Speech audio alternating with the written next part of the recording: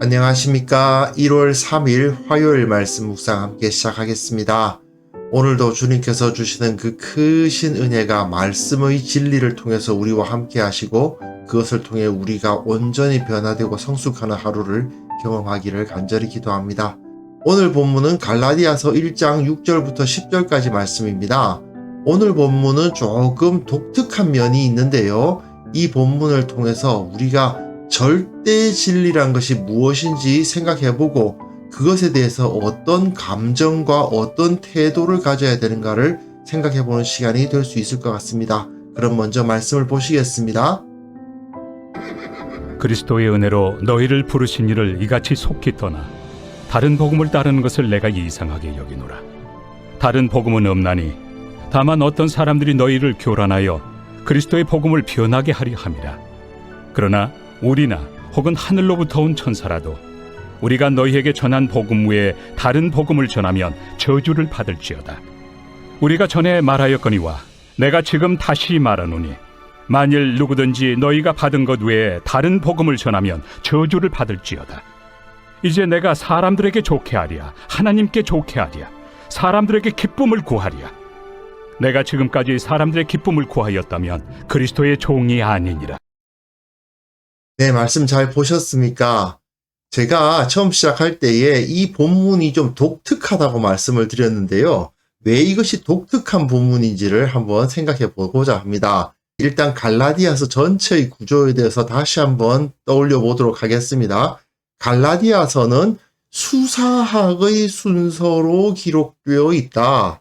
수사학에서는 주로 다른 사람들에게 내가 이 말을 할 자격을 가지고 있다. 내가 이것을 말할 만한 전문성을 가지고 있다라는 것을 드러내는 말, 즉 에토스라고 부르는데요. 그 말로 시작을 하고 그 다음에는 논리적으로 자기 주장을 하나하나 딱딱 논박을 해서 왜 내 주장이 맞는지를 이야기하는 로고스 파트, 그리고 그것이 다 끝나고 나면은 사람들의 가슴, 그 감정을 움직이게 해서 사람들에게 실천을 권면하는 파토스적인 그런 부분으로 나뉘어져 있는데 갈라디아서가 딱 그 구조로 기록되어 있다는 거죠. 그리고 우리는 오늘 본문부터 이제 에토스 부분을 다루게 됩니다. 그런데 오늘 본문, 이 본문이 말이죠. 6절에서부터 10절까지의 내용과 위치가 좀 안 맞는다는 느낌이 들어요. 왜냐하면 대부분의 바울 서신을 보시면 다 이렇게 돼 있어요. 먼저는 인사말을 보면 이제 발신자와 수신자가 있고 은혜와 평강이 너에게 있을지어다 정도의 축복, 그 정도의 인사말을 합니다. 그러고 난 다음에 보통 바울은 그걸로 끝나지 않고 찬송하리로다. 우리 주 하나님께서 우리들에게 이런 은혜를 주셨다. 너희들의 모습을 보니까 너무나도 감사하다. 너희들이 잘하고 있다는 소식 들었다. 정말 하나님께 영광을 돌린다. 이렇게 축복하는 말 또는 기도하는 말, 감사하는 말이 그 다음에 바로 붙어 나오게 마련입니다. 그런데 갈라디아서는 아니에요. 갈라디아서는 보통 당연히 인사말 다음에는 축복과 기도가 나와서 원래는 이 부분이 서론부로 이 부분이 여기 있는 게 아니고 이 위로 가야 될 것 같은 그런 부분이죠. 맨 처음에는 축복하고 감사하고 찬양하고 그런 내용이 여기에 들어가고 그래서 여기까지가 서론, 그 다음에 본론이 시작된다. 이렇게 이야기를 해야지 어울리는데 바울은 그게 아니고 갑자기 책망과 저주로 시작합니다. 갈라디아서만 이래요. 즉 갈라디아서는 이 갈라디아 성도들이 거짓된 복음, 잘못된 거짓 가르침, 유대주의죠. 율법주의, 유대주의라고 부르는데 저들의 가르침에 넘어간다는 소식을 듣고 그들에게 축복의 말은 생략하고 바로 책망과 저주를 하고 있는 겁니다. 그래서 원래는 이 자리는 축복과 기도의 자리인데 책망과 저주가 위치해 있는 거예요. 일단 이 갈라디아 교회가 어떤 교회인지 다시 한번 떠올려 볼 필요가 있습니다. 그가 1차 전도 여행 때 바나바와 함께 가서 복음을 전한 곳이 바로 갈라디아입니다. 바울을 비롯한 사도들은 자기들이 새로운 종교를 시작하고 있다고는 전혀 생각하지 않았습니다. 그들은 원래부터 유대인이었고 어릴 때부터 배워왔던 그 율법이 예수 그리스도로 말미암아 완성되었다고 믿었을 뿐입니다. 예수님이 다시 살아나셨다. 죽었던 자가 다시 살아나셨다는 소식을 듣고 이야말로 진정 주님께서 이루신 궁극의 기적이요. 하나님의 진정한 역사하심이다라고 믿었고 그래서 십자가에 달려 죽으셨으나 다시 살아나신 예수가 바로 그리스도다라고 선포를 하고 다녔던 거죠. 그런데 문제는 그 선포를 누구들에게 처음 했겠습니까? 유대인들에게 했어요. 각 지역에 있는 유대인의 회당을 찾아갑니다. 유대인들이 모여서 예배하는 곳이죠. 그곳에 가서 예수가 그리스도라는 사실을 전합니다. 그런데 문제는 그 소식을 듣는 유대인들은 바울과 바나바를 받아들이지 않아요. 쫓아내버립니다. 그러나 쫓겨나는 바울과 바나바를 쫓아서 그 회당에서 나오는 사람들이 있죠. 그게 어떤 사람들이냐 하면 유대교에 대해서 관심과 호감을 가지고 있어서 자기가 유대인이 아님에도 불구하고 그 유대인들의 회당 예배에 참석하고 있었던 이방인들이 바울의 복음을 듣고 그를 쫓아 나오는 것입니다. 이방인이기 때문에 할례를 받은 것도 아니고 율법이 금지한 음식도 먹고 있습니다. 그러나 문화를 바꾼다는 것, 내가 어릴 때부터 살아온 이 양식을 바꾼다는 것은 정말 그렇게 쉬운 일이 아니기 때문에 유대인이 될 수는 없어요. 그러나 유대교의 가르침과 율법의 가르침에 대해서 인정할 수밖에 없고 그 하나님을 인정할 수밖에 없었던 이방인들이 있었는데 이 이방인들이 바울의 복음을 듣고는 그렇다면 내가 이 상태에서 할례도 받지 않고 유대인이 되지 않은 상태에서도 하나님의 백성이 될 수 있다는 거 아닌가 하고는 바울에게 와서 세례를 받고 하나님의 백성이 된 것입니다. 세례를 줄 때에 성령이 임하고 그들에게 큰 기쁨이 임해서 교회가 형성되고 그곳에서 다시 함께 모여 주님의 이름을 높이며 또한 복음을 전파하는 사역이 이루어졌던 거예요. 그런데 문제는 이 사람들이 처음에 내가 유대인이 되지 않아도 예수 그리스도를 믿는 믿음으로 구원을 받을 수 있다는 사실을 배웠던 이 갈라디아 교회가 갑자기 유대주의자들, 율법주의자들에 의해서 할례 받아야 된다. 율법 안 지키면 구원 못 받는다라는 그런 가르침에 의해서 혼란에 빠졌다는 소식을 들은 겁니다. 그 상황에서 바울은 이렇게 반응합니다. 첫 번째 본문 보십시오. 그리스도의 은혜로 너희를 부르신 이를 이같이 속히 떠나 다른 복음을 따르는 것을 내가 이상하게 여기노라고 되어 있는데요. 원어의 순서는 내가 이상하게 여기노라라는 말이 맨 처음 나옵니다. 다른 서신서에서는요. 보통 이 인사말 은혜와 평강이 너에게 있을지어다가 끝나고 나면 찬송하리로다 이렇게 시작해요. 또는 감사합니다. 내가 감사하노라. 내가 찬송하노라. 이런 단어로 그 다음 단락이 시작하기 마련이거든요. 그런데 여기서 내가 이상하게 여기노라 헬라어로는 따우마조인데요. 따우마조 이렇게 쓰는데 따우마조 이렇게 쓰는데 내가 이상하게 여긴다. 뭐 이런 게 다 있냐? 이렇게 말하면서 이 부분이 시작되는 거예요. 굉장히 강경합니다. 당연히 축복과 감사가 있어야 할 그곳에 이상하다 이런 말이 붙으면서 갈라디아 교회에게 화가 났다는 사실을 그대로 표현하고 있는 것입니다. 나한테 잘못한 게 아니라 그리스도의 은혜로 너희를 부르신 이 하나님을 이같이 속히 떠나서 다른 복음을 따르는 것을 내가 이상하게 여기노라. 다른 복음이라는 단어를 썼지만 바로 이어서 다른 복음 같은 건 없다. 그건 거짓이다. 그 말이죠. 어떤 사람들이 너희를 교란하여 그리스도의 복음을 변하게 하려 함이라. 어떤 악한 자들이 너희들을 교란하고 있다. 그래서 그리스도의 복음을 변질시키고 있다라고 이야기를 하는 거죠. 그런데 이 유대주의자들, 율법주의자들이 하나님을 떠나야 된다고 가르친 것이 아니죠. 오히려 하나님의 백성이 되고 싶으냐? 그럼 할례를 받아야지. 아니, 율법을 안 지키고 어떻게 하나님의 백성이 되려고 그래? 할례 받고 율법 지켜야 된다. 이렇게 주장을 했단 말이에요. 그런데 바울은 바로 내가 이상히 여기노라. 왜 너네들이 하나님을 이렇게 빨리 떠날 수가 있느냐? 하나님을 떠나는 행위다. 하나님을 배신하는 행위다라고 강력하게 이야기합니다. 바울의 태도를 한번 보세요. 인사 끝나자마자 바로 그냥 내가 이상히 여기노라고 외치면서 너희들이 어찌 하나님을 떠날 수 있느냐라고 책망부터 시작하는 모습을 보세요. 바울은 전혀 이 진리 문제에 대해서는 타협할 생각이 없습니다.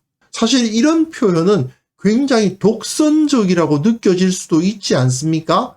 예를 들어서 할례를 주장하는 사람들이 있으면 그래, 그 말도 어느 정도 설득력이 있지만 받아들이기 어렵다. 뭐 이런 식으로 표현을 할 법도 하잖아요.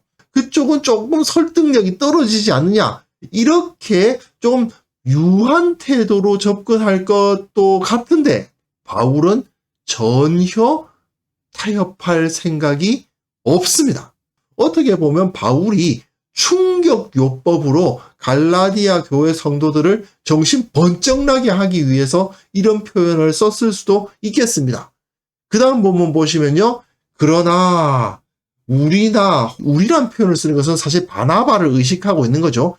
나나 바나바나 디모데가 다시 가서 우리가 전에 가르쳤던 것이 알고 보니까 좀 잘못됐었어요. 할례 받아야 돼요. 율법 지켜야 돼요. 이런 소리를 만약에 한다면 또는 우리들보다 더 거룩하게 여겨지는 하늘로부터 온 천사가 와서 그런 소리를 한다 하더라도 이전에 우리가 너희에게 전한 복음 외에 다른 복음을 전하면 저주를 받을지어다. 굉장히 강력한 표현입니다. 아나테마 에스토 이렇게 표현을 하는 건데 구약 성경에서 하나님께서 그 여호수아에게 가나안 땅을 진멸하라고 하시지 않습니까? 진멸하라 했던 그 표현, 헤렘이라는 표현인데요. 그것을 헬라어로 번역할 때 이 단어 사용한 거예요. 싹 진멸해버려라. 저주를 받을지어다라는 이 표현은 결국은 하나님께서 모조리 한 명도 남겨두지 않고 모조리 죽여버려라 하셨던 그 명령을 번역했던 단어로 표현하고 있는 겁니다. 그 정도로 이런 소리를 하는 자는 마치 여호수아에 의해서 가나안 족속이 모조리 진멸당했던 것과 같은 그러한 결과를 당할 것이다. 소돔과 고모라가 완전히 하나님에 의해서 파괴되었던 것 같은 그런 저주를 받을 것이다. 그 말입니다. 우리가 전에 말하였거니와 내가 지금 다시 말하노니 만일 누구든지 너희가 받은 것 외에 다른 복음을 전하면 저주를 받을지어다. 사실 같은 말이죠. 같은 말을 두 번 합니다. 왜 그렇습니까? 제가 자주 강조해서 이야기하는데 이 2라는 숫자는 확실함, 증언, 증거 이런 것을 상징하는 숫자잖아요. 그러니까 이렇게 두 번 말하면서 이거는 내가 목숨을 걸고서라도 너희들에게 말하는데 나를 어떻게 비난하더라도 상관없어. 만약에 우리가 너희에게 예전에 전했던 그 복음 외에 다른 복음을 전하면 저주를 받을지어다. 진멸을 당할지어다.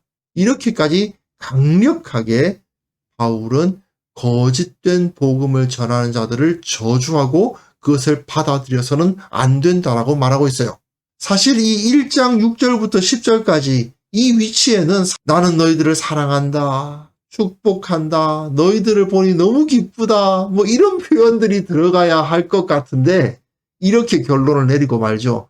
내가 사람들에게 좋게 하랴, 하나님께 좋게 하랴. 다른 서신에서는 하나님께 좋게 하는 것과 이 사람들에게 좋게 하는 것이 일치해요. 이 사람들에게 사랑을 베푸는 것이 하나님께 좋게 하는 거예요. 하지만 이들은 아닌 거죠. 거짓된 말을 하는 자들에게 기쁨을 구하는 것은 하나님의 기쁨이 될 수가 없는 거죠. 그러면서 바울은 내가 지금까지 사람들의 기쁨을 구하였다면 그리스도의 종이 아니니라 라고 말을 하면서 이제 본격적으로 뒤에 바울 자신이 가지고 있는 사도성에 대해서 이야기를 합니다. 그러니까 에토스, 자기가 이런 가르침을 줄 만한 전문성 또는 자격, 권위를 가지고 있다라는 사실을 이야기하기 위한 하나의 전환부가 바로 이 부분이라고 할 수가 있죠. 여하튼 바울은 철저하게 사람들의 눈치를 보지 않고 진리만을 바라보았고 진리가 아닌 것을 이야기하는 것에 대해서는 절대 타협할 생각이 없었다라는 것을 알게 됩니다. 제가 목회자로서 이런 말을 하게 됩니다만은 교인들이 뭘 좋아할까? 이것을 1번 고민으로 삼고 있는 목회자들이 은근히 많습니다. 교인들이 좋아할 만한 일을 해야 한다 이런 압박감에 딱 붙잡혀가지고 교회가 저런 거 해야 돼 싶은 그런 일을 해요. 교인들이 정치적 성향 때문에 정치적인 어떤 일을 한다든지 교인들이 가지고 있는 어떤 경제적인 이해관계에 예를 들어서 뭐 부동산 관련되어서 이것에 대한 뭐 데모를 같이 나간다든지 뭐 이런 일들 말이에요. 또는 뭐 교인들 중에서 어떤 선거에 나가신다 그러면 그분을 막 하이라이트를 비춰드려 가지고 표를 찍게 만든다든지 뭐 그런 일들을 목회자들이 하는 경우가 있어요. 그것이 성경적으로 옳지 않다라는 것을 알면서도 합니다. 왜냐하면 교인들이 무엇을 좋아할까? 우리 성도들이 이렇게 하면 좋아하겠지. 이런 생각에 의한 거죠. 물론 모두가 좋아하는 일을 하는 것 자체가 잘못됐다고 볼 수는 없겠죠. 비슷한 정치적인 입장을 가지신 분들끼리 그런 이야기를 할 수도 있고 그런 활동을 하실 수도 있다고 생각을 해요. 하지만 적어도 공적으로 교회의 이름으로 그런 일을 해서는 안 되는 거거든요. 내가 그냥 목회자가 대한민국 국민 중에 한 명의 입장에서 그런 활동을 한다. 받아들일 수 있습니다. 하지만 강단에 올라가서 뭐 몇 번을 찍는 것이 하나님의 뜻이라는 둥, 예수를 믿는 사람들은 이 사람을 지지하는 것이 마땅하다는 둥, 이런 이야기 하면 안 되는 거거든요. 근데 실제로 이런 일이 벌어지는 거죠. 목회자와 성도들이 서로에게 듣기에 좋은 말을 한다든지 서로 이해관계를 고려한 말만 하게 된다면 결국 교회는 공멸의 길을 걸어갈 수밖에 없습니다. 그리스도인들은 어쨌든 간에 진리 위에 서 있어야 돼요. 말씀의 진리 위에 서 있어야 되는 겁니다. 그리고 잘못된 길을 걸어가는 사람들에게는 그것을 지적해야 되고요. 그리고 바른 길이 무엇인지를 정확하게 보여주는 것이 당연한 것입니다. 그런데 그렇지를 않고 사람들의 눈치를 보면서 진리를 말하기를 접는다면 그것은 영적인 정체성 자체가 흔들리는 것이라고 말할 수밖에 없습니다. 혹시 우리는 어떤 태도를 가지고 있습니까? 바울 보십시오. 갈라디아 교인에게 당연히 축복하고 감사하고 너희들을 위해서 이렇게 기도한다 이런 말을 써야 할 위치에 이렇게까지 글을 쓰는 것을 보십시오. 진리에 대해서는 정말 한치도 양보함이 없는 그러한 태도야말로 그리스도인의 마땅한 태도가 아니겠습니까? 혹시 우리는 적당히 타협하고 적당히 후퇴하는 그런 태도를 가지고 있지는 않았는지 반성해 볼 수 있어야 되겠습니다. 그래서 이 시간 함께 기도하실 때에 우리의 복음에 대한 확신이 흔들리지 않게 하옵소서. 비진리에 대해서는 단호한 태도를 갖게 하옵소서. 우리 교회 안에 거짓된 가르침이 뿌리내리지 않게 하옵소서. 온전히 하나님만을 바라보며 사역하는 사역자들이 일어서게 하옵소서. 함께 기도하는 시간을 가졌으면 합니다.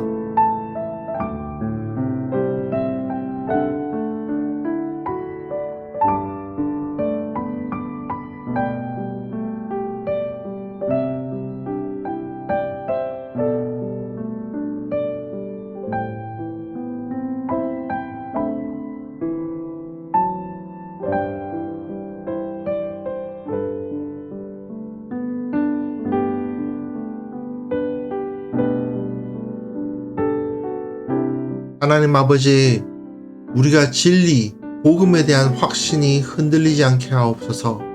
비진리에 대해서는 단호한 태도를 갖는 것을 두려워하지 않게 하여 주옵소서. 진리가 무엇이고 무엇이 거짓인가를 정확하게 말할 수 있는 담대함을 허락하여 주옵소서.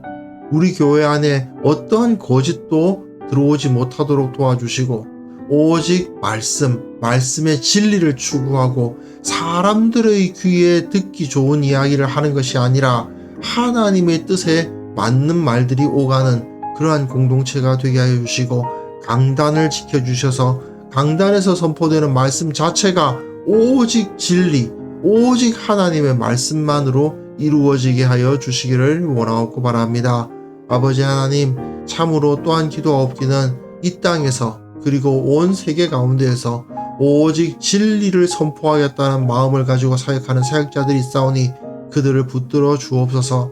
사람들의 눈을 의식하지 않고 사람들의 귀에 달콤한 이야기를 하려고 하지 않고 오직 진리만을 전하려고 노력하는 사역자들이 그 사역에 두려움 없이 임할 수 있도록 도와주시고 또한 그들이 핍절함 없이 사역할 수 있도록 지켜주셔서 참으로 이 교회가 온전히 바로 서고 진리 위에 서는 그러한 공동체가 될 수 있도록 주께서 은혜 베풀어 주시기를 원하옵고 바랍니다. 아버지 하나님, 오늘도 우리가 세상에 나아가서 주님의 영광을 선포하며 진리를 전하는 삶을 살기를 원합니다. 도와주시고 힘주시고 무엇보다도 주님의 능력을 체험하며 기뻐하며 감사하며 기도를 그치지 않는 하루를 보낼 수 있도록 도와주옵소서. 주님께서 우리와 함께하여 주심을 감사드리옵고 예수님의 이름으로 기도합니다. 아멘.